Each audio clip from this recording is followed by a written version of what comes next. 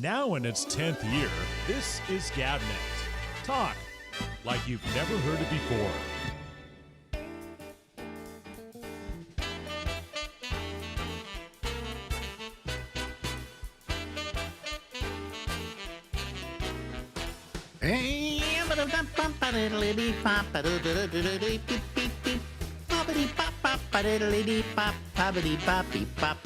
Hey, this is Alex. We're coming to you live from Harlem in New York City. And if it's 10:30 on the East Coast, it must be the Ramble. Hey, there he is, folks. That's Mike Chisholm. You've seen him before on this program. And he started by calling the Monday show, I think. That's where we got to know each other. Yeah, and we've gotten to know each other over this long time. And Shecky became a friend with Mike, and then Shecky turned me on to Mike, and that's how I got to know Mike. And so it's appropriate that his picture is up there behind you. Boy, that is a young picture of him. Yeah, absolutely. Yeah. And he's wearing a Cat Stevens T-shirt in it. Oh, really? I don't know if you can see that or not, but yeah, he's holding T for Tillerman. He's holding the album T for Tillerman in it. You know, it was funny. We were talking about San Francisco in an earlier episode where you had gone out, or Shecky had come out with the show, and you got to spend time with him and whatnot. Well, also, talking to Robert who hung out at my place with him was Ed Hall. Oh, cool. Who later became the announcer for the Leno show. Yeah. And he was a huge part of early late night stuff in the graphics department, in the art department, things like that. And then he wanted to do some other more on-camera type stuff. He actually, I think, had come out a couple of weeks earlier. Yeah. Because there was a thing. It's interesting that they should do it at the Palace of Fine Arts, because right across the road from the Palace of Fine Arts is the Letterman Hospital. Oh, that's interesting. And so he was taking a lot of shots of the sign saying Letterman Hospital. Yeah. Funny thing about that trip out, I have a collectible that Robert Morton sent to me. He when Morty and I started becoming friends, he knew I liked all the memorabilia and things like that. So he sent me this messenger bag. I have it in my upstairs office. It's this messenger bag, and it says The Late Show. It's The Late Show with David Letterman logo on it, and then underneath it says San Francisco 1996. Oh, really? And and I thought, oh, this is really, really cool. And I said, thank you so much, Morty. I appreciate that. He goes, no, you don't understand. He goes, that's the prototype. He goes, the prototype for the trip was we had all these things that we do for the crew. We take them out and do these things. And that was the prototype. And I got fired in between making the decision if we were going to go with this messenger bag or not. And when I cleaned up my office, I just took it with me. So that's the only one. That's the only one there is. So I got a real kick out of that. So that San Francisco trip that you're talking about, I actually have a piece of history from that trip. Yeah, we tried to get Morty to talk to me on this show, but I haven't heard from him back every time we. Yeah, well, he's extremely busy. I talk to him as much as I can. Now, right now, the fires are happening in LA, and I actually just before we connected, I actually sent him the Zoom link, and I sent Morty a message and saying, "Hey, if you're sitting in your home not doing anything, and you want to, on fire." And it's not on fire. Yeah, he was okay as of 2 days ago. He said that he was out of it, but like the place he lived in 5 years ago in Malibu is gone, and some of these other, it's the devastation that's happening in LA is nuts. It's crazy. That's amazing. Let me just change my picture here, mainly because I'm a little out of sync. And okay. I don't want to be out of sync, so now. Let me see here. There we go. Now I'm in sync, everybody. What'd you do? Did you hit refresh? I have two different feeds, so I just go to the other feed. I can't figure out why I go out of sync. I found once if I stop the recording here and then I start it again, in other words, pause it, also that will clear it up. Yeah. Technology is great when it works, but I mean, sometimes new technology brings a whole new set of issues. Yeah. But, well, let me see here. If I stop recording, let me go back to that other Zoom panel. See where I'm at. See, folks, I'm out of sync now. Now let me pause the recording. And I'm back again, and it's still out of sync. Okay, well, anyway. On my end, it looks flawless. Like on my feed, there's nothing. Well, no, it looks absolutely this flawless. is flawless. It's the thing I'm recording, and somehow it goes out of sync, and I can't figure out why. Yeah, I got to figure out like it's funny with guests. With my men's mental wellness podcast, many of them are done in studio. Like I got a space over there on the other side of the studio where we do one-on-one stuff. We do a 2-camera setup and all that. But the Letterman podcast is all Zoom. Yeah. And I want to move to something that's a little bit that has a little more pizzazz to it, a little bit more options. But it's balancing between simplicity for people, the user friendliness of it versus the technological advantages of it. And Zoom just seems to be the easiest one of all of them. Yeah, but it's. Are we in sync now? Oh, well, no, not yet. Okay. This is in sync, so we're fine, I think, for the most part. When it processes at the end, will it process in sync or will it no, process what out of happens sync? is I go from this, the Zoom picture, and then I run it through OBS, and then it comes out the other side. But sometimes it goes out of sync, and I can't figure out why. And I tried pausing the recording, which I thought might help because it did help once before and it hasn't. But anyway, we're fine. I've got my other version of this up, so it works a little better. The only thing is your Mike Chisholm is off kilter here. Well, so, my mom would agree with that. Yeah, let me see. Let me try to watch this, folks, as I do this. There we go. Take that real-time technical troubleshooting with Alex Bennett right now. There we go. Right there. Now, see, it's in the center now. So that's me. I love doing this while I'm doing the program. I dig that too. Like again, that's that podcast culture, the vibe that comes with it. It's a little bit lo-fi, and I think that adds authenticity for people. I think that's what the appeal is. Let me see here. Well, wait a minute. I don't even know which one this is now. Let me see here.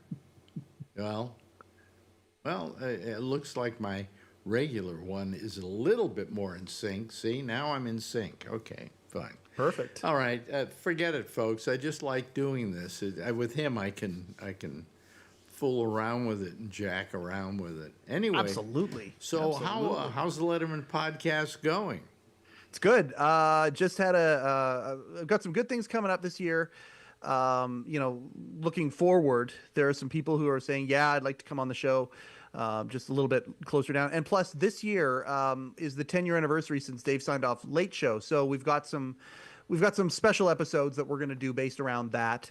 But then also, like I just shot an episode this morning with a New York-based comic named Eric Schmidt, who he's very funny. He does a show up in Williamsburg every week. He produces a show out there, and it's a very funny comedian. New York comedian. He was a page there for a couple of years. Have you gotten to the janitor? Have you gotten to the janitor yet? Not yet, but I'm going to get him. I'm going to get the janitor. I want to get everybody, Alex. There isn't the pages, and some of the pages have some of the best stories because they see interesting things. They see sometimes the celebrities doing, things that are a little bit off kilter. They also have an advantage to get you this kind of material because they, as a page, are kind of invisible. That's right. That's exactly people right. don't think a page is going to see anything, hear anything, and they hear everything.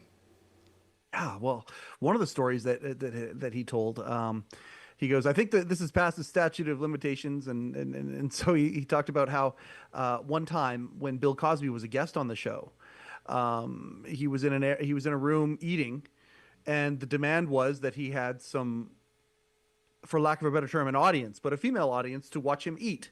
And I mean, this has come out before. I think they did a story in the Post about it. It's not like it was brand new, but he's talking about how he would go out to the Page bar, because they went to the cheaper bar, the Pages. They don't make a lot of money. And after the show, they go to the Page bar and they're trading back some beers together. And one of the guys said, yeah, the weirdest thing happened to me today. I was told to go into this room and watch Bill Cosby eat. And I go in there and there's like 4 other girls and watching him. Wait a minute. There were women in there with him. Watching him eat. Watching him eat. Nothing untoward. He was having conversations with them but it was just, she was told to go into the room and just hang out and watch Bill Cosby eat. But what was she supposed to watch out for? I don't even think it was. I think it was the communal experience. I think Bill Cosby and I don't know if it was, again, there was a story in the Post about it, but talking about it, just going back and forth. I mean, with, did with she Eric go about out for roofies or something like that? And they didn't eat with him. They just were there essentially keeping him company while he ate. And all right. I hadn't heard that one before from any of the actual staffers, and he gave me a couple of the other ones too. The Pages have an interesting vantage point. Yeah. And they're kind of invisible, as I say, you know. Yeah. Everybody dismisses a Page, They don't. The audience coordinators. I don't think they even make them sign NDAs, do they? No.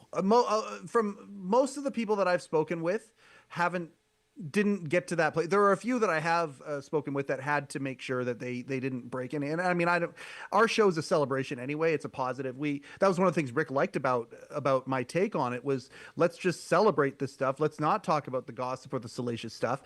Let's talk about the good stuff. So even if I have somebody on who might be bound by a disclosure agreement of some kind. Well, Shecky used to tell me about Dave that he was a real horn dog. And that, by the way, the Pages were a source of pleasure.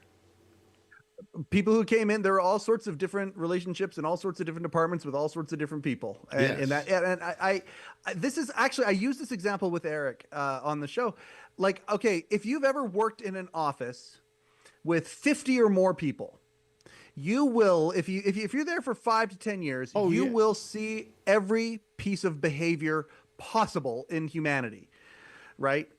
That's just how it is. It's how it is in many, many, if not most workplaces with over a certain amount of people.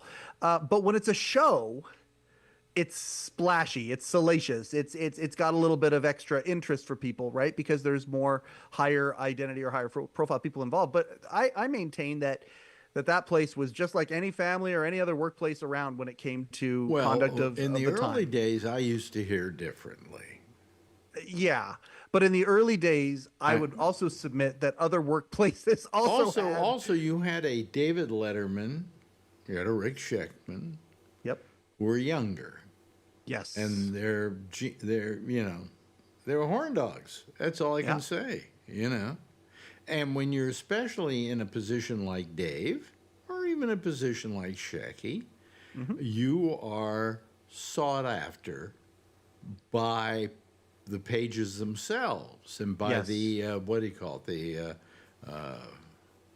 the assistants that work with them. What do they call them? The PAs? No, well, not the PAs, but the where they're doing it for college credit. Oh, interns. And the interns and the interns were an endless supply of sexual activity. So, and it's funny, talking to people who were in 30 Rock in the early times, they would talk about how sometimes they would go to the SNL after parties. And I mean, the number of things that are in my head, like even the stuff that Rick told me, Rick told me before I even started the show, Rick told me so much, and you know what I'm talking about here, so much behind the scenes stuff that I would never say. I would never, ever throw out there. Then you could shake a stick at. People would talk about in 30 Rock at that point, like when you would go to the SNL after party or the after party, some of the things that would happen, it was a crazy, crazy time. And you had these, rogue or askew comedy writers and you mash them up with all these other people, and then you put rock and roll into it and you bring in all these rock stars and you bring in, it's a pretty crazy environment. Yeah, but it wouldn't be today. It wouldn't be today because you have people are getting fired for just leering at somebody. Yeah. Yeah, it's a different deal. So I'm curious. You in San Francisco doing Live 105, Could you do the show that you did back then? Could you do that today with these comics? I don't think you could. No. No. You know? No. No, I couldn't do the same show because there have been a lot of people complaining about the tone of the show. Yep. You know, I mean, we made a lot of sex jokes and a lot of women jokes and things like that, you know. I mean, I was pretty sensitive to this stuff. Yep. And I tried to make sure that it kept on an even keel that way. I mean, I was the first one that made a rule on my show that you couldn't make jokes about AIDS. And everybody was making jokes about AIDS in those days, you know, and some comics would say why, and I explained to them that I just saw on TV last night or a couple of nights ago a guy with AIDS, and I said it's not pretty. No. This guy, a lot of people are dying from this thing, and the only reason you're making a joke about it is because gays are getting it. So or they treated it like an STD. They'd say it's like the clap. Well, no, this ain't the clap. No. In this case, it was a little more serious than the clap. I mean, yeah. Oh no, I know, but if the clap would kill you, I'd be dead. If the clap would kill you, I'd be dead now. Okay.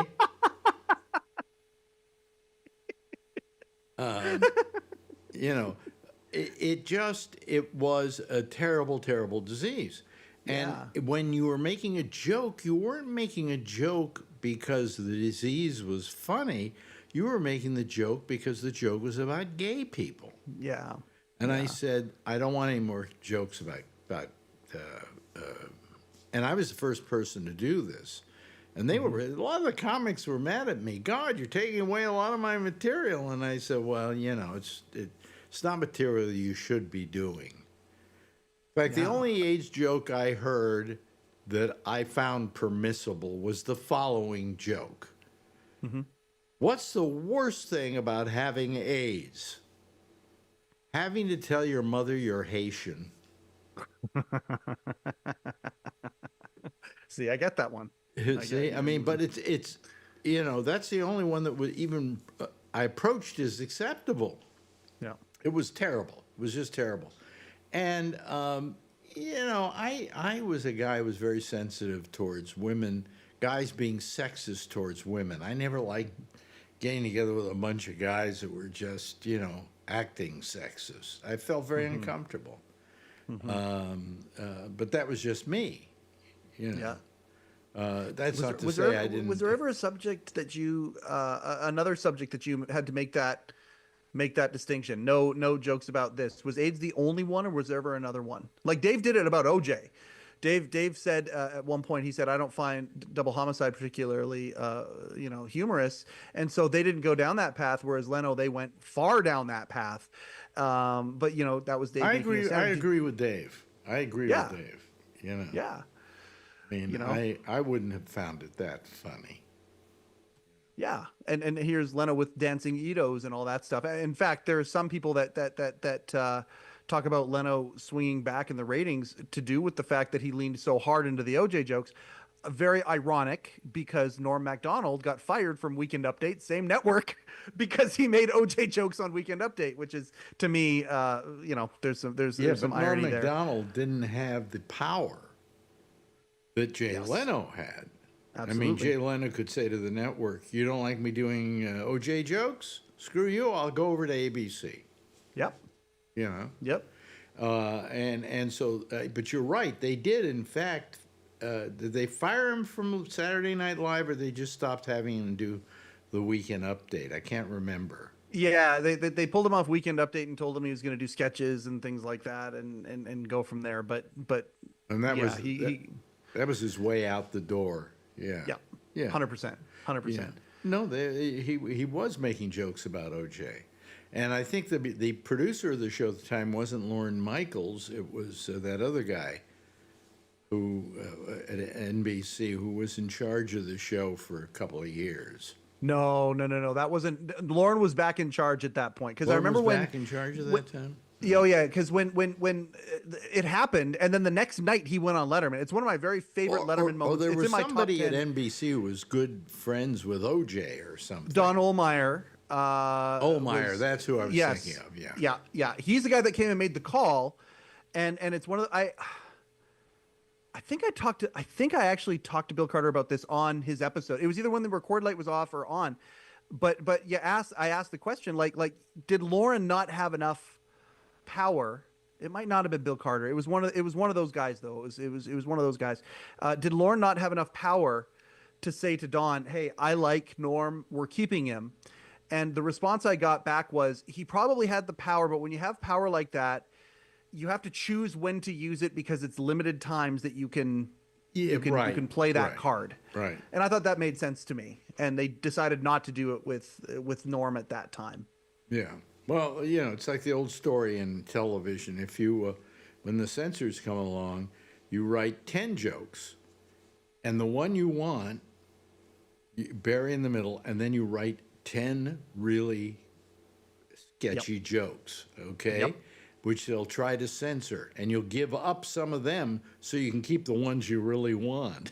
And that's how you go. How'd that joke ever get past the censors? Well, it's because the censors were tired of, they handed him a bulk of jokes that were a problem, and he didn't see that one, or they ignored that one, or they just said, okay, we've had enough here. Our censorship desires have been met. That sentiment that you just described perfectly describes my youth growing up.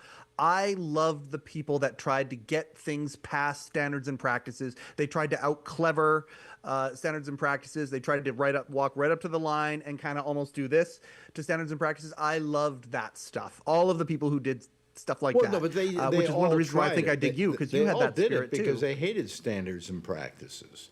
Absolutely. Because standards and practices sometimes made ridiculous decisions. Yes. I had on Midnight Blue, I had a segment with Marilyn Chambers dancing with a black guy who was naked as well. They were both naked. Yep. And the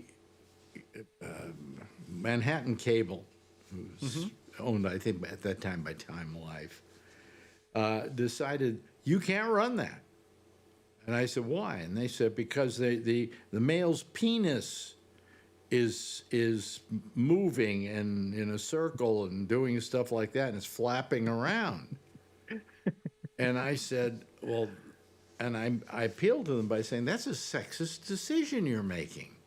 You're not saying we got to stop Marilyn Chambers, because the only thing that can flap around are her breasts. Yep. But his genitals are the only thing because he's a male. Yep. I said, and you're censoring it because he's a male. As dancers, they are doing nothing sexual. Yep. They're dancing with each other. He's lifting her up. He's putting her down. She's dancing around. He's dancing around.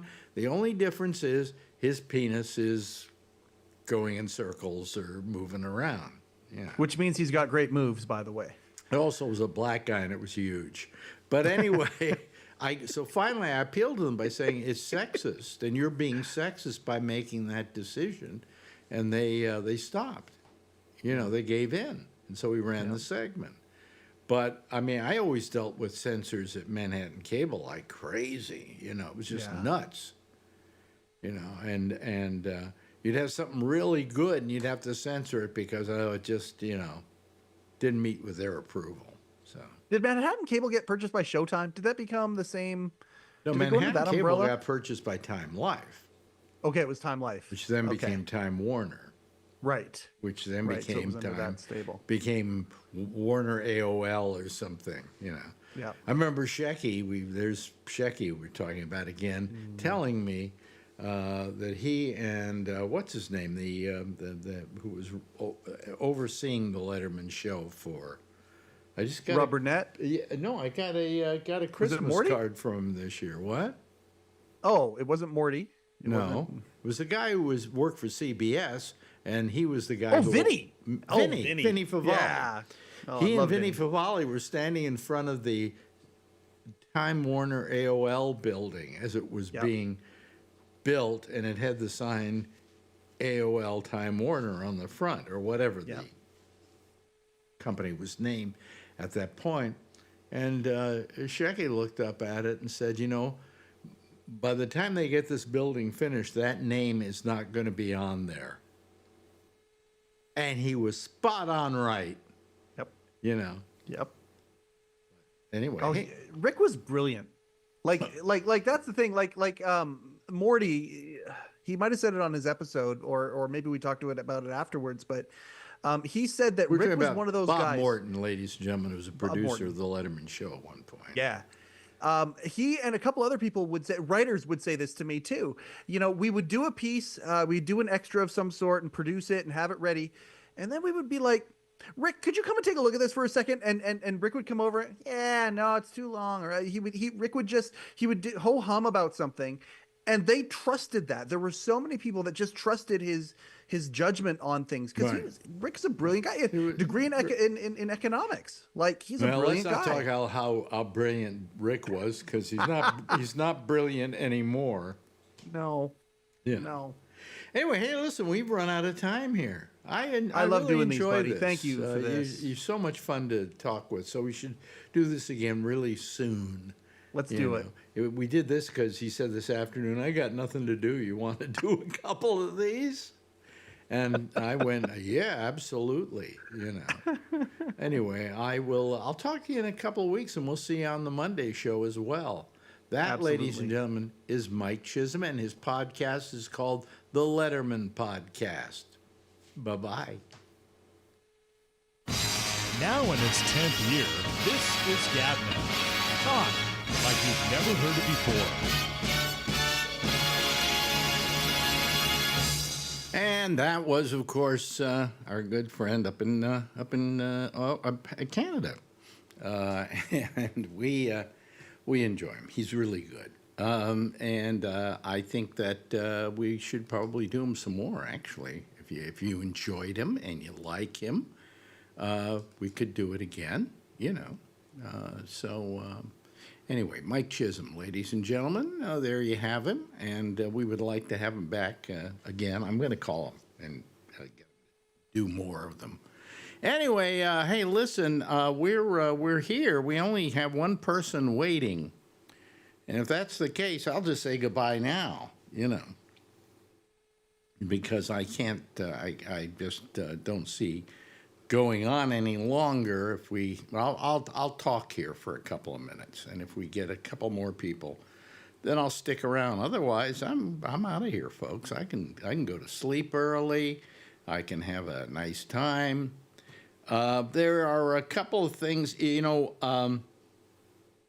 last night, of course, we talked a lot about Trump and his whole thing with the Gaza Strip, and that he wants to acquire it. Let's put it that way. He wants to build casinos and resorts and things like that. And today they walked it back. They tried to walk it back. I mean, he walked it back, but he didn't walk it back. And that's the weird thing about it all. I mean, just walking it back. And then kind of like walking it back and saying, but, however, we're going to do it, but we're not going to do it. And they didn't know what they want. He just made some kind of stupid statement, and everybody's now having to double time and do a back swim on this deal. Anyway, so that was one thing that happened today. What else happened today? Nothing much else happened today, because the trouble is in the news, when I watch the news, is that he so dominates the news cycle that we can't do anything else, but talk about him. I don't want to talk about him. There's a lot of stuff happening, I imagine, in the world, but I don't have access to it because it isn't on any of the newscasts I watch. Now, what I was watching the BBC News that they run on PBS, and I saw some stuff there that, I didn't know about, but basically it had people who, but then they said, and then back in the United States, Donald Trump, and now here's a Republican, and the Republican was there sucking his his honor's penis, as it were. Just amazing. Gee, there's nobody tonight, huh? There's nobody tonight. What is the problem here? Oh, look, there are a whole bunch of people in the chat room. I could just read them. Here we go. And now we got 2 people. Okay. Well, we got Brian Neary and Jeff Stein. Okay. That's okay. You know, I like Jeff, and I really appreciate Brian Neary. There he goes. He gets it right. Okay. Hello, Brian. How are you? Hello. Hello. Good. I'm good. Hi, Jeffrey. Hello there. Hi there. Well, you're the only 2 guys on this show. What the hell? Jeez, I didn't call one night, and now nobody calls. We couldn't even play poker here, could we? I don't know. I don't play cards. Does it take 4 people to play poker? I think you can play with 2. Really? Oh, okay. I guess. I don't know. I know. You don't play cards at all? I don't gamble. No, I don't like to gamble, except for like Super Bowl time. That's all. Well, I don't gamble. I'll tell you why I don't gamble. Because I hate losing. Yeah, exactly. Okay, so if I'm taking a chance on losing, it's terrible, you know. So I never like gambling for that reason. I think the true gambler, the addicted gambler, is the gambler who enjoys losing as much as he enjoys winning. It's just the thrill of going through that process, you know. And it's a question of endorphins, which is the same reason that a lot of people, you know, do dopamine. something. Yes. Yeah, dopamine. Not dopamine, endorphins. Dopamine, I think, is something else. Hello, Tommy Yamaguchi. Hi. Hey there. I just got here over from a political meeting on climate, so I'm a little late. You're a political what? A political meeting on Zoom. Oh, really? Talk about the climate. Talk about the climate. Oh, okay. And you took a political beating? No. I thought you said you took a political beating. No, a meeting. A meeting. Oh, meeting. A Zoom meeting. Oh, because I was going to say, come here, we'll be happy to beat up on you, you know. No. Yeah. So what was this meeting about? Climate change? Yeah. California is getting ready to reauthorize our cap and trade. So we're a group, sort of I've been a part of Citizens Climate Lobby for a number of years. And we have a state organization, although it's separate. In fact, we're trying to make it even more separate. Yeah. But we work with the state legislators on climate issues, and right now we're focusing on reauthorization, as I said, that cap and trade funds that have been used to do different things, include build our high-speed rail and give people breaks on their electric bills and stuff, build low-income housing, stuff like that. Sounds like a bunch of really nice stuff. It'll never happen because look who's president. It's happening. And that's another thing. You know, I'm really inspired because right now, there's nothing that Trump can do to stop it. This is going. This is happening. We, the people, are going to do it. And if we have to do it on a local level or the state level, we're going to do it. Okay. Let me know when it happens, okay? It's happening. It's happening. That's what I'm telling you. It's happening. You know, I mean, I'm just so cynical now, you know, that anything's going to get done. That I just think that if this country just goes into a morass of climate change and wildfires and everything else, it's no less than they deserve because they've done nothing to stop it. You know, they've tried to decry climate change for years now. And by denying it, all they've done is allow all this to happen. And it's only going to get worse. That's true. No matter what we do. And there are a lot of nice guys like you who get together with other people and, we're going to change it and we're going to help with climate change and blah, blah, blah. and that's fine. I love you. I think I adore you, Tom. You're terrific. You know, you're motivated and all of that. But I've kind of given up on this country, you know. And I'm just hoping that if I go somewhere else in the world where they do accept that climate change exists, maybe it won't be as bad, you know? You'll feel more empowered, huh? I will feel safer, Yeah. you know. Should I feel safe now? I mean, come on, I'm a Jew living in America, and what do we got here? Yeah. You know? I mean, eventually he's gonna round up all the Jews too, okay? So, you know. It's just, and he's going to be a president for more than 4 years. I'm sure of that. Well, I Or, don't know about that. huh? If he lives that long. Yeah, well, if he lives that long. Yeah. Hey, Jeff, you kind of look like Kilroy was here. Hi, I'm back. Yeah, well, just move your camera so that we can see something above. Ah, Yeah, there sorry. we There you go. go. Wow. Perfect. Ah, that's refreshing. No, Yes. I was getting like double voices Echo? at the same time. Well, that's I because couldn't- you didn't set things up right. I don't know. I don't know what it did, but I Are couldn't you- get rid of it. Are you okay now? So I just shut it down. You okay? I'm okay now. You're okay now? Go ahead. Good. Yeah. Yeah. Good. Just got to mute your browser. Yeah. Well, Oh. anyway, Whatever.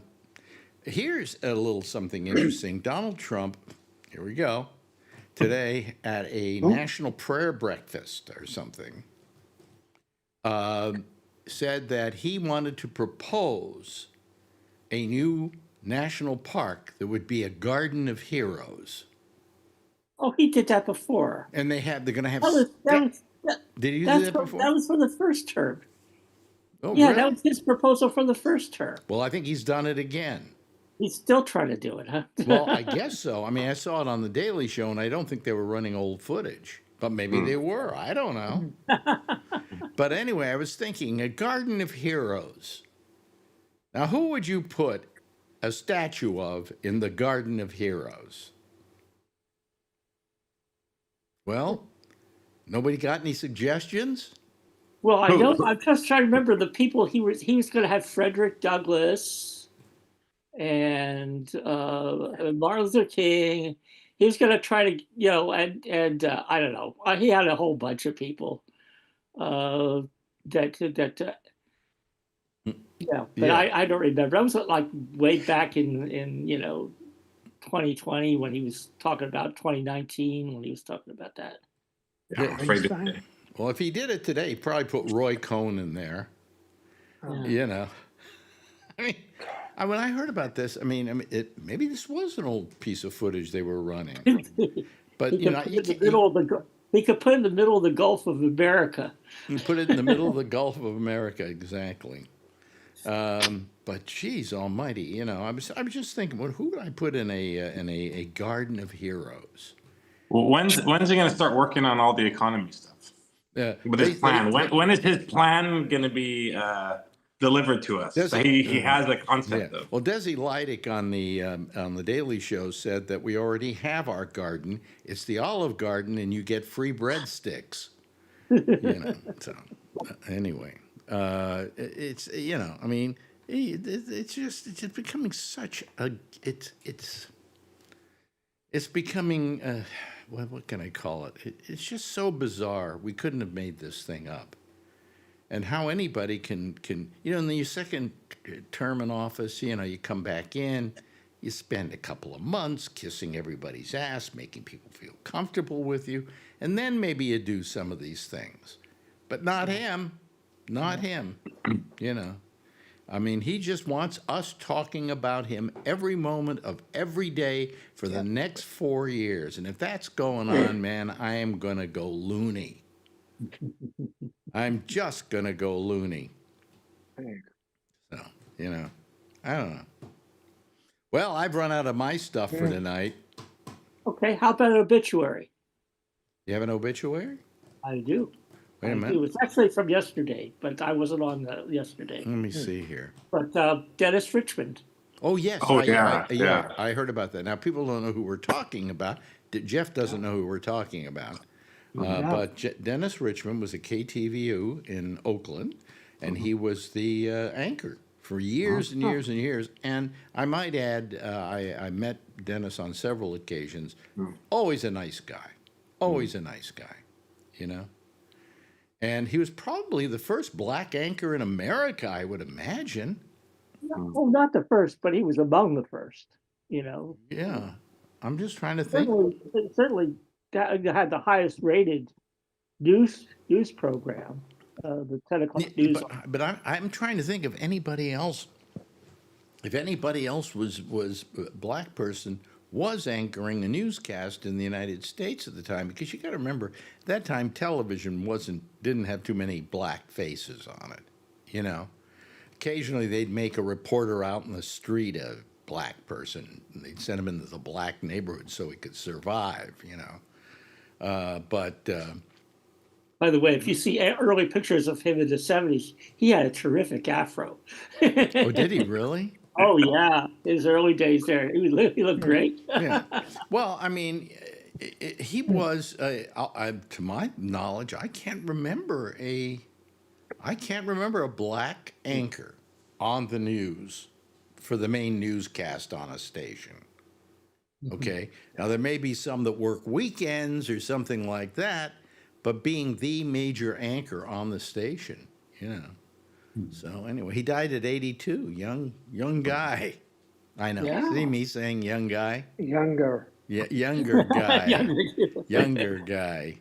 And not much older than me. Huh? Well, about 6-7 years. Yeah. That's not much. Yeah. How old are you now, Jeffrey? I will be this year 80. 80. Oh, okay. All right. Well, if I just put the brakes on, you'll catch up to me. That's right. You know. I don't want to do that. So. Yeah. Anyway, you know, I mean, anybody else die that we know of? No, I guess not. But you know what I find is you reach 85 and there so many people around you die, you know, and the only reason I see them die is because I live this long, you know. But I mean, whether it's a TV broadcaster in San Francisco that I used to watch every night, or whether it's some other showbiz personality, a lot of the show business personalities are going. Mm-hmm. I'm getting to the point where I have to look up and see if somebody's alive or dead. Yeah, that guy, one of the guys who helped me build my cars years ago, he passed away about 5 years ago. But yeah, when I would see him, that's all he would talk about, because he came from Pittsburgh, California, and small town, and he knew everybody there, and every time I'd go talk to him, he just kept telling me everybody who kept dying around him. Yeah, well, I mean, it's just that I find so many people that I know dying, you know, that it gets to me after a while. I started thinking about all the people who have gone now, and that I say a little prayer at night, and every night I always add people I knew when they die, you know, if I knew them close enough, and that list has grown over the last 5 years, you know. And it doesn't make you feel very good, you know. I really wish, well, I don't want to die before them. I'm not saying that. I don't like the option. Okay, you know. Oh, here comes Alan. Finally, why are you so late, Alan? I'm sorry, please. I was eating dinner. No, it was okay. The show was going great without you. But anyway, welcome to the program. No, it's good. Yeah, and I think it gets weird because when you're growing up, you think people like around your age or something, and then you see them now, and they're like, some people is really old. I'm trying to think. When I was a kid, was there any friend of mine who was a kid my age when I was a kid, let's say up to 15, who died? And I can't remember any. Where I know one from mine. Do you know one from yours? Yeah, but I know a lot of them. I lived in the street, a house, all the houses. and I knew all the guys and the girls, Mhm. and we played baseball and right on the street and stuff like that. And most of them are still alive, Hmm. but one of them I know who died. Yeah. And it was it. How Cancer. old were you when that person died? I would say probably 75 or something like that. You were 75. No. He was 75. Then wait a minute. Back off. I was saying when you were a Okay. kid. Oh, when I was a kid, well, I knew him from when he was No, I know 5 you years knew old. him when he was a kid, but I'm saying somebody who died back then when you were a kid, like before you were 15. Yes. Did you have anybody No. die? I have an example. Okay, you have an example? No, yeah, my best friend in elementary school, and then going in junior high school, and then going into Yeah. high school. A lot of high school we sort of separated, but then he got this rare blood disease. Ralph Bernershka, he was like the kicker of the Chargers. He had it. I know what it was, but I would go visit him, my friend, and he would have one of those rubber bottle water, that they fill like with hot water. Yeah, a water bottle, they call Yeah, it. Yeah. and he would sleep with that boiling water. He would sleep with that, like, huddled around him, because he would get so cold. So he'd be in the summertime and he'd wear like 4 or 5 jackets because his body temperature is just so cold. But yeah, then he passed away. I left right after high school. I left for a month to Illinois, and I came back. When I came back, I just happened to have the newspaper open, and I saw his name in the obituary, and then I called his family right away. Yeah. That was But when you're younger, that doesn't happen that much. My mother used to say that when you're a kid, your biggest social function are birthday parties, and when you're old, they're funerals. They say you get older and you go to less weddings and more funerals. That's right. Is there a difference between a wedding and a funeral? Oh, Not in some cases, no. You know, 4 weddings. 4 weddings to each funeral. yeah. Hello there. Have you done something to your look, and is that for a part? I got a haircut. You got a And, haircut. and I'm not wearing my glasses. Here. Oh, okay. All right. There we go. Now you look Ray. normal. Now it looks like Ray. Why don't I wear my glasses more? I got God, who's this I'm not old wearing- man? I don't need. I realized I don't need to wear them all the time. I can see fine it good enough. Yeah. Same here, but You got your T-shirt on. Anyway, when I let's see, who was the first person I ever knew? It was a friend of mine who died. I think it was my friend, and I'm trying to remember his first name now. Barron. He was black, and he was a guy. I always tell the story about this guy that when I came back from the Navy, I went over. Yeah, I remember the story. I went over to see him, and we got together, and he said, "I can't see you anymore," because before I went into the Navy, there wasn't a lot of the things that were happening in the black liberation movement. But then when it was after that, and he had dinner with me, and he said, "Listen, I got to tell you something." He says, "You're my best friend, okay? And I love you dearly, but I can't see you anymore." And he said, "Because the way things are going, there's a war on between blacks and whites, and I have to take a side." yeah. And I always hated racists for that they robbed me of my best friend. Your friend. Okay. And then shortly after that, he was out in a boat in the bay, and it tipped over and he drowned. Mm.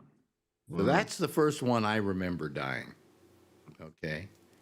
And then it was quite a few years. Then years later, I had a friend who we were in business together. What I did is I found out that they had these posters from the various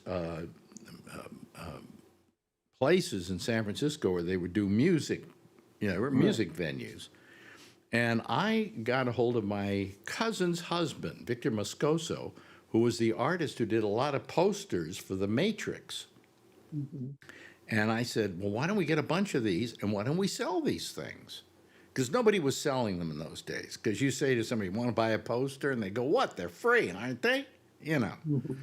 So we bought up, I think, 4,000 of them, I think.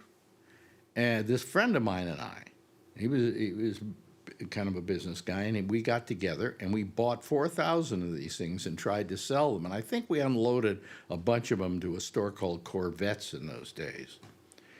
But then we moved to New York, and the next thing I heard about him, he had been murdered. Wow. And he had been murdered by mobsters because they wanted to get even with his father. Oh. That one that was the big one. That was the real big one, you know. And then after that, every now and then some people died that I knew of, you know. I mean, I knew John Lennon, he died. These are people I knew peripherally who died. And then all of a sudden, as I've gotten older, a lot of them die, you know, so. I don't You know, when Yeah. when I was 16, one of my best friends died of leukemia that I'd been friends with since I was like 6 years old. Lived directly across the street. That was super traumatic for me. That had to be. Yeah, it was terrible. And he died this long, painful death. Yeah, it was awful. Please, please don't scare me. I have leukemia. This is a childhood leukemia. It's Yeah. terrible. Different. Yeah. So I had a similar thing when I was 16. I broke off with a girlfriend because she was doing all my friends. And we broke up, and This wasn't a matter of her killing herself. No. Oh, okay. 4 weeks later, anybody she that was breaks with with her- you, usually was most with her people, new most people, boyfriend. most people that break up with you don't kill themselves. They just kill themselves when they start going with you. That's Absolutely. It. Yeah. Okay. So Yeah. she broke up with me, and she was with her new boyfriend, and they were going up Highway 680 in the rain, and he lost control, and the car flipped about 20 times, and they both died in the car. Neither one of them were wearing seatbelts. The driver got ejected out onto the road through the window, and she was still in the car, but and that was traumatic to me at 16.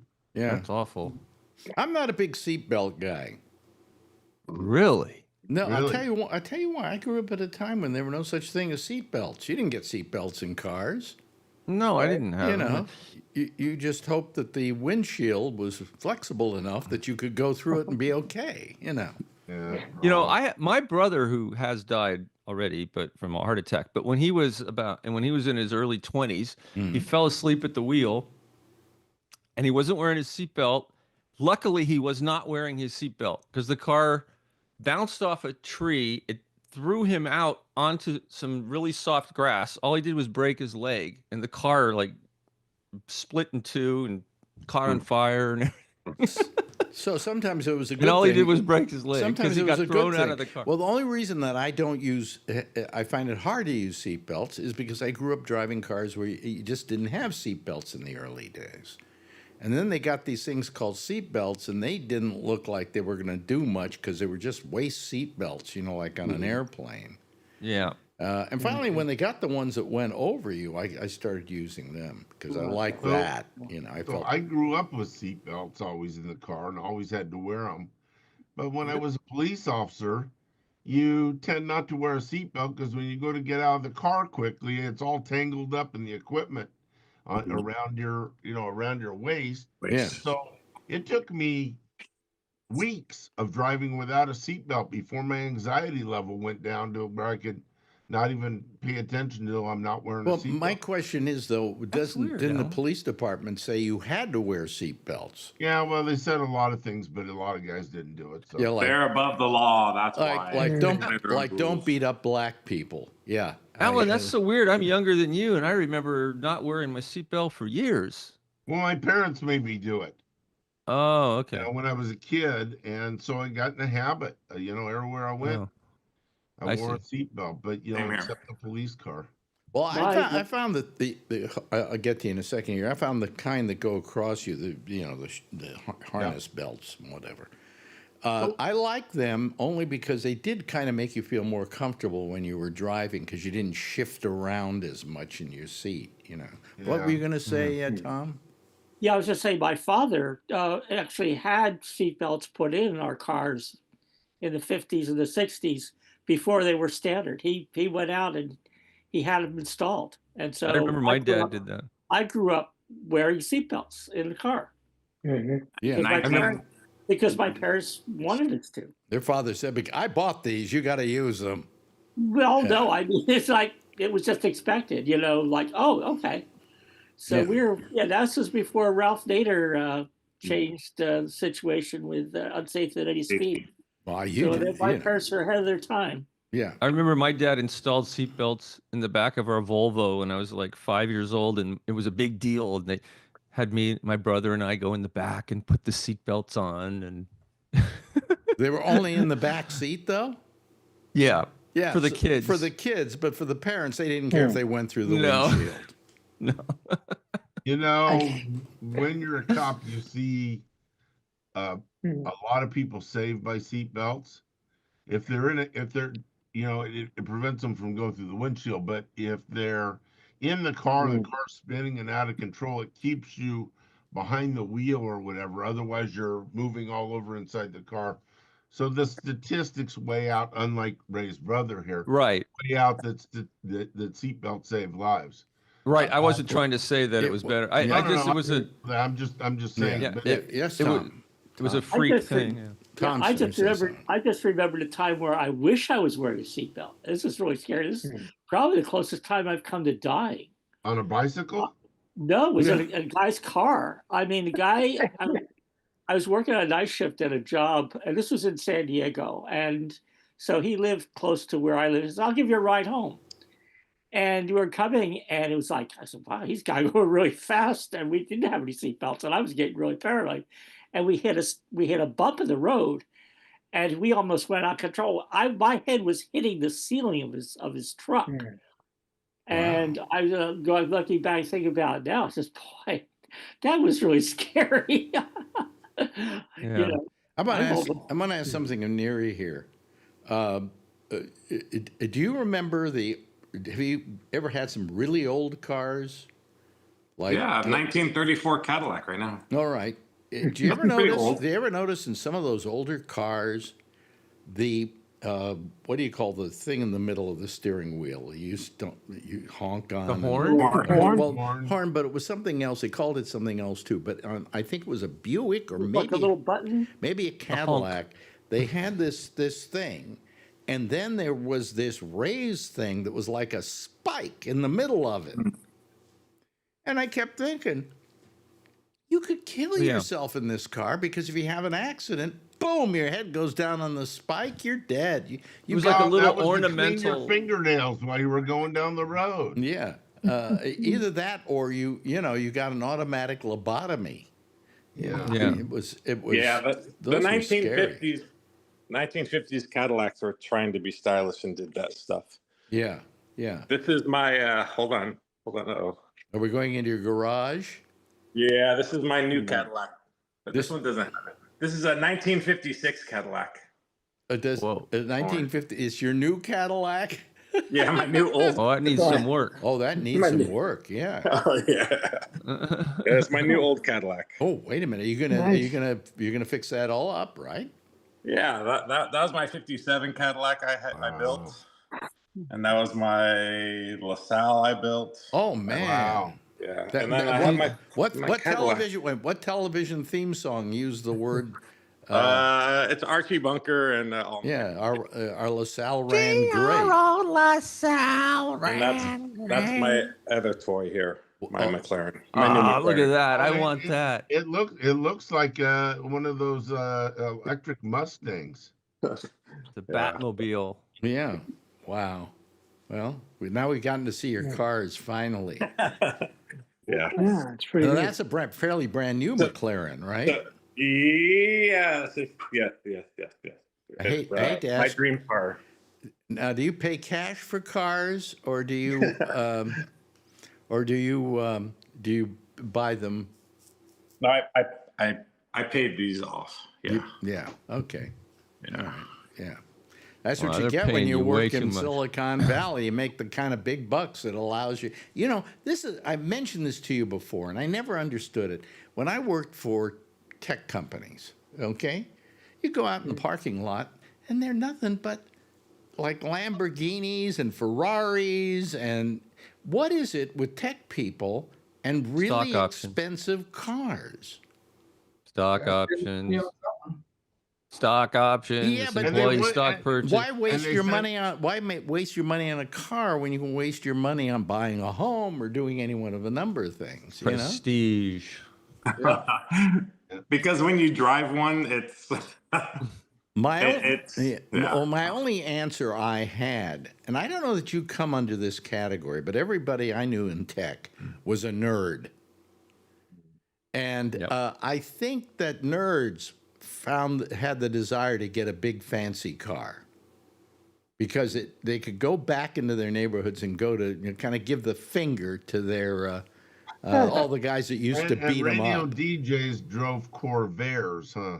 Yeah. No, I drove. What I drove? Well, I drove I had a Datsun Z300. Oh yeah, the sports car. Yeah. Oh, I totaled one of those. Acura. You have an Acura too, right? Well, I had an Acura, but that was like driving around in a living room. That was my second car. I had two of them, that and the Nissan 300Z. But then I also, before that, I had a Mazda. What was the RX, is it Miata? RX-7? RX-7? Not RX-7. Yeah, RX-7. Oh, those are nice. with the rotary engine.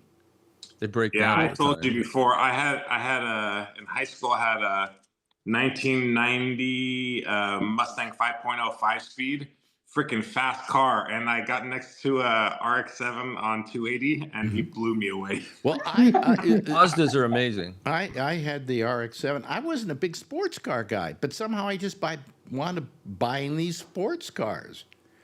You know, I remember one time I got the Nissan 300Z, and I'm driving down the street, pretty much just after I bought it, and all the teenagers as I'm driving by are going, Oh my God, there's Alex Bennett again. yeah. He's gone around the block 6 times in this car. Yeah, it's crazy with the old cars you saw that I sold those already, but I built. I'd be driving those to shows and stuff, and people just run out in the middle of the street, take a picture. It's like crazy. And Well, then now you've kind of stripped that Cadillac, and it looks like it's kind of ready for priming, doesn't it? yeah, it's all primed. All the body's all done. It's ready to Did you start. do that yourself, or did you have somebody else do it? No, this car actually went through a couple, one friend, and then this one guy got it, and he put about 100,000 into all the body and motor and everything, and they handed it off to me very, very, very cheap. Wow. So so I'm gonna build it next year. I gotta finish my 34 Cadillac first. Oh, okay. And then you're going to give it to me, right, when you're finished with it? Yeah, you're gonna drive it. You move here and it's yours. Okay. No, Do you do all the work, or do you farm it I out? used to when I was young, but Now you pay someone.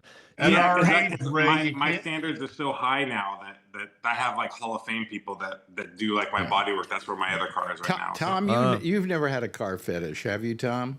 No car fetish. No. Yeah, I never. Last car I had was a pickup. I have car one, had- but my wife won't let me get anything. The last vehicle I had was a Datsun pickup truck. Oh, So- really? Well, you see, I never really was a big car guy. That's why it's so weird that I bought those cars. I just bought them because they're basic transportation. I got a good price on them, things like that. But I was never big into cars.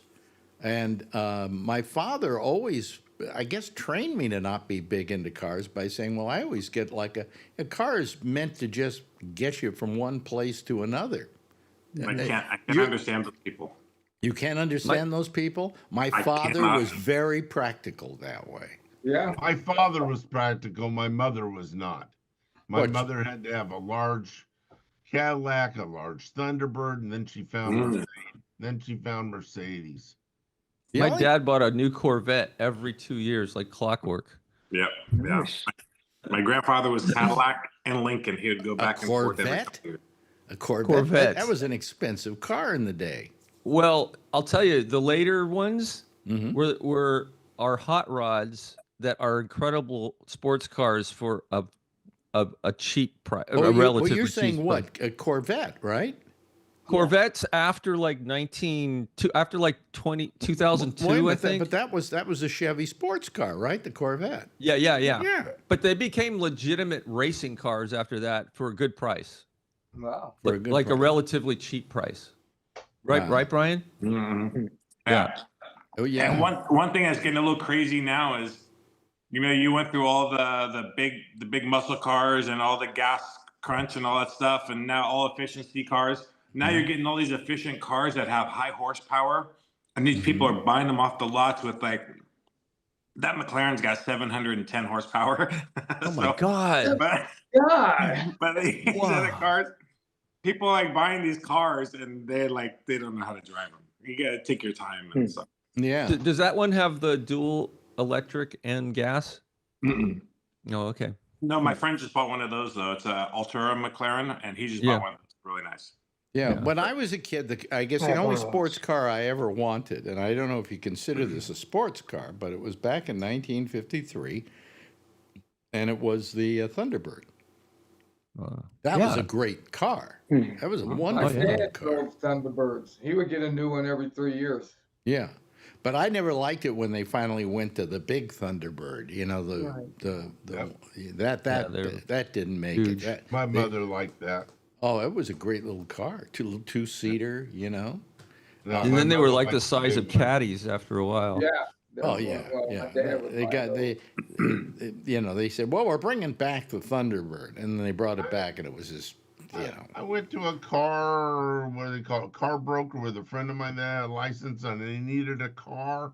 And I was looking for like a 300ZX or something like that. I ended up buying a Ferrari 308 GT something or other. Really? You did? Yeah, I got it real cheap. I've told you this. $20,000. I've told you this story before. Wow. But boy, was it expensive to maintain. Oh yeah. And That's And I got driving super. it into the police parking lot the first time. Everybody thought I was on the take. Sorry, Alex. Yeah, yeah. Well, you probably were, but anyway, nothing better than a crooked cop. Okay, gotta love them. Gotta love them. Like a crooked president. Yeah. No, what happened? I've told you this story before. I had this friend who Lamborghini Diablo. a Lamborghini Diablo, and he was. Times It was now. given to him by his partner in their business, which they had a thing called what was the company again? Toaster? Is it the Toaster one or the No, it was Play Incorporated. play? And his business partner decided one day, because they got along so well and the business had gotten so good, that he gave him his Lamborghini Diablo. Mm. And so he said to me, "You want to take a ride?" Because this was in Sacramento, and we like to take rides up to Tahoe, do some gambling, come back. So he said, "Let's take a ride up to Reno in this." Okay. So we take a ride to Reno. That was the most uncomfortable car I've ever driven in my life. Absolutely. And for I agree. $250,000, I think it should be a little more comfortable. No, Totally those are, uncomfortable. yeah, those. I think Ferraris are also very uncomfortable, but Lamborghinis are the worst. No, he I've had, never he owned had a one. Ferrari, and I rode in that, and I didn't feel that uncomfortable. But man, oh, I don't man. know. My Ferrari was Hmm. okay. I was a lot skinnier. I was in real good shape. We were in. The most recent time somebody offered to let me sit in their McLaren was a little over a year ago, but I thought you'd need to get a crane to get me out. We Well, were, I told you I'd put the top down first so you get in easy, but then I don't know how we're gonna get you out. Yeah, I would have had to crawl out on the ground. Lake Como. I was at Lake Como once, and we wake up one day, and there's a lot of noise of a lot of cars. I got to tell you, I don't know how many there were. I claim maybe there were at least 75 Ferraris, all driving past our hotel. There was like On some those kind little of roads.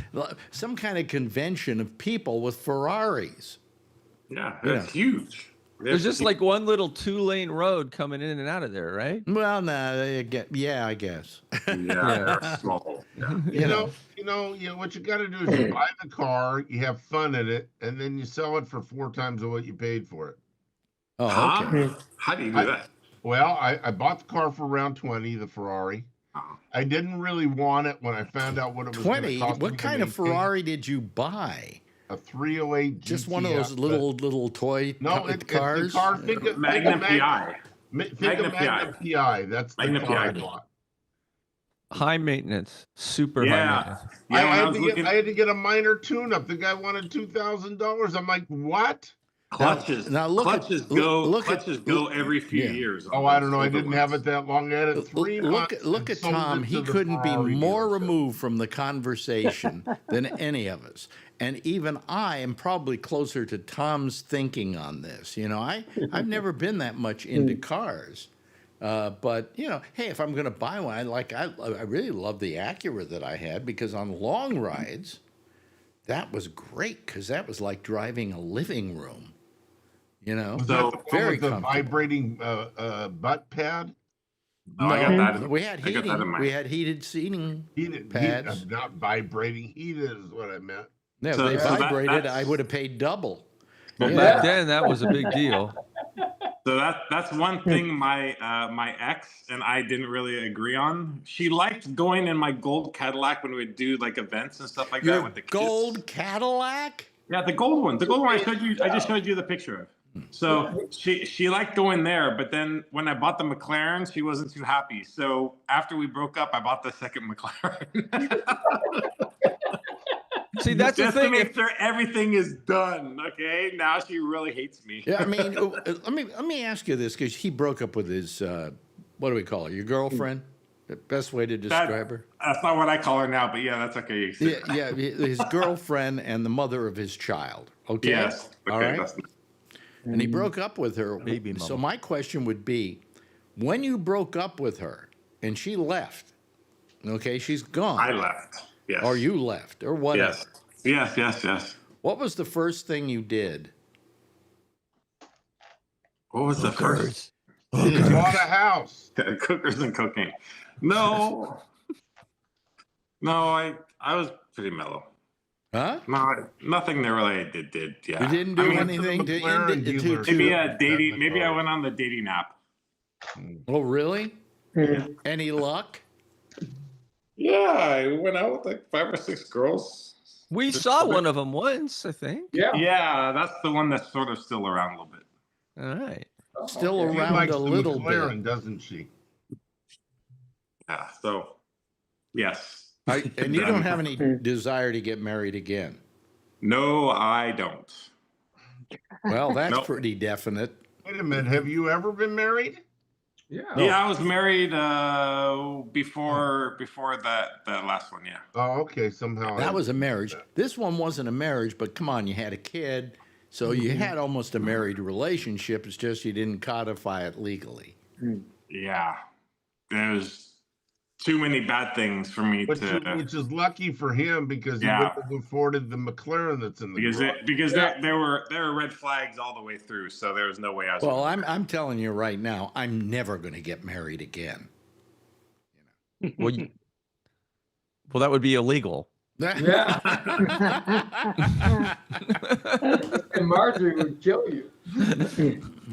Oh, well, you know. But sometimes. Well, if I bought a McLaren, I wouldn't be married anymore. Neither would I.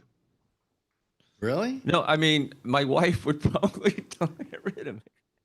Yeah, but to you me know, or the car, you'd say goodbye. but you know what? You know what though? I sold one of my other cars. I sold my gold Cadillac. I sold that one, and I made a lot of money in COVID. And I told her before I was going to buy that. I was going to buy a sports car, and then even after I bought it, she was still mad. So can't please. Well, how could a she lot of be people. mad at you? I mean, you made that money. It's yours to spend. what You the know, and hell? as long as she's Yeah. you're supporting her and your daughter. Because she has a lot of issues. That's why. Well, The more pretty they are, the I worse got- they are just mentally. we're speaking This as is true. guys to guys. What women do you know that don't have issues? My daughter so Well, far. your daughter so far. She will though. I know. With She's you- working on them. Yeah. Yeah. Well, no, I was talking with Bubbles, and he reminded me of a statement I had made on an interview with him that another comic thought was one of the funniest things he ever heard, and that was I said that I can't remember what it is. Oh, that. Now, what was it that I said? Oh, yeah, yeah. That at my age, I'm really not into sex anymore, so I've gotten my dignity back. And this guy thought that was just hilarious. And I said, but it's true because guys, I mean, I don't know, maybe one of you can say, well, I wasn't that way, but we think about sex all the time. I don't think a day went by that every 10 minutes it didn't cross my mind. And when I got older, I felt I didn't feel that I had to do that. And I got my dignity back. That's because your testosterone goes down when you get older. Yeah, but I mean, I'm glad it did. Jeez. Yeah. What a waste of time, Well, I had a lot of girlfriends in my 30s and 40s, so yeah, I'm happy that things have calmed down. Would you agree the same is true of you, Ray? That you? Well, he's married. No, it doesn't matter that you're married. Even when you're married, it's like my ex-wife. I would say that is a recent phenomena for me, like very recent. I mean, I don't think about it as much as I used to. Well, my ex-wife Ronnie one time said to my father, I don't know about Alex, but every time he sees a beautiful girl walking by, he looks at them. And my father said to her, when he stops, check his pulse. And I mean, I don't know if you agree with me, Tom. You seem like a more level guy than I was that way. But I think the older we get, the less time we spend with but yeah, I guess that happens to everybody. Yeah. I'll tell you though, my wife teaches exercise classes to older people who have heart problems, and there's a 92-year-old guy in there. He's the horniest person I've ever seen. Really? Oh yeah, unbelievable. And he's like after her all the time. See, there's hope for you, Alex. Well, I really don't. I'm fine the way I am. I had years and years and years and years of having a very active sex life, which kept lasting well towards 80. And I'm kind of happy the way things are now. That my life has settled down, at least in that respect. Yep. And as I say, I've got my dignity back. But Brian's got a smirk on his face, like he's not thinking the way us old folks are. No, I think the same way. When I was in my 20s and 30s, I dated every kind of girl that I wanted to. Yeah. Oh, you're good. And I went to Vegas all the time, and I got into a lot of stuff, and now I'm just like very relaxed, enjoying all this stuff with cars, and life is good. Do you masturbate looking at? Do you masturbate? Do you masturbate looking at car and driver? Yeah, sometimes in the garage. I mean,